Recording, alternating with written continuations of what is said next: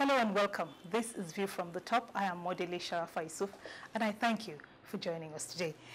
The definition of a luminary is an object giving off light, something like a candle. Luminary is also a noun, meaning a person who enlightens or influences others, a famous person. In the legal profession, Chief Afe Babalola is described as a legal luminary. People look up to this well-known lawyer and educationist for his knowledge and insight. Now in his 80s, Chief Afe Babalola spends more time, not in the courts, but in Ekiti at the Afe Babalola University, an institution he founded in 2009. He kindly joins us on View from the Top today, and I'm truly delighted and honored. Thank you very much, sir. Thank you. Because of the failure of public universities to accommodate a majority of qualified candidates, the federal government granted licenses to private individuals and organizations to establish private universities in 1999. The private universities are expected to offer a viable alternative to public institutions and aid government's drive to increase access to quality education. Today, there are 61 private universities in the country, 46 federal universities, and 40 state universities. What are the challenges in running a private university in Nigeria? What are the prospects, and how can we improve the standard of education generally? I will be discussing these and more with Chief Afe Babalola right after this brief biography. Born around 1932, Afe Babalola attended Emmanuel Primary School at Ekiti. After his primary education, which was the only formal education he had, he studied at home and later passed GCE ordinary level, GCE advanced level, and also earned bachelor's degrees in economics and law, all by correspondence. Chief Afe Babalola started his law practice at Oluwayeola & Co. before starting his own law office, Emmanuel Chambers. In 1987, he was made a senior advocate of Nigeria. He is a member of the Lincoln's Inn in London and the Bar of England and Wales.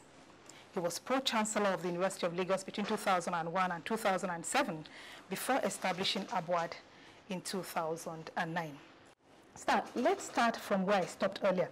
For years now, public universities have failed to fully accommodate a majority of qualified candidates, and this is one of the reasons why so many private universities like yours have sprung up. But I'm aware that many of these universities still struggle to get enough students to fill their carrying capacities. What are the problems here?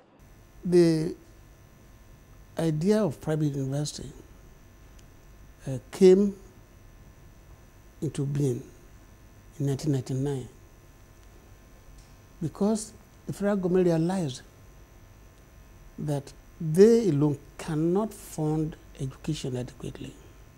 Unfortunately, they started wrongly. In their desperation and an attempt to ensure that many people started private universities, they allowed people to start private universities in private homes, hired buildings and so on. And they gave them 5 years to move to their permanent site. That was a wrong starting. As a result, many people rushed into establishing private universities in private homes. Certainly, a private home or an uncompleted secondary school is not a university. A university ought to begin, and not only allowed to begin, on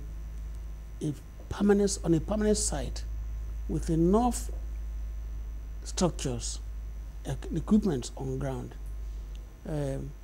That was one of the reasons why, in our case, we did not apply for any approval until we have had enough structures on ground.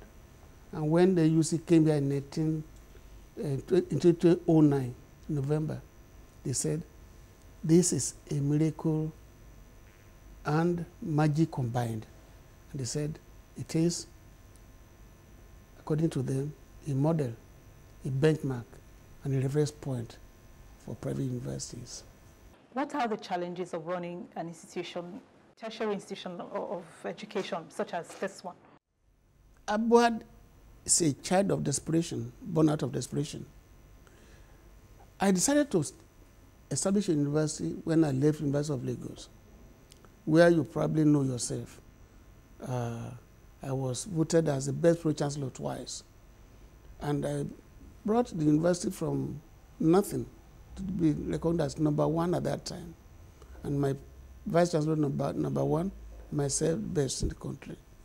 But I knew and I found as a fact that public universities in particular, suffer from the fact that they have no ownership. What you have is a visitor. So if you have a private institution like our own, funded by somebody who has a vision, who is interested in making it a success, he will visit the place regularly. So you can now see the reason why I virtually moved from Ibadan to my university, although I still run my chambers, but you hardly see me in any court anymore. So the philosophy behind private enterprise is what we apply in private university, properly so-called. I say properly so-called because if you have a missionary institution, unless you have a clergy who is personally interested again, if you fall to the category of public institution, you can see how Covenant is doing well because of the passion of Dr. David Oyedepo and so on. But where you have private universities established by somebody who has his own business and is pouring money there, you never get private universities so properly so called.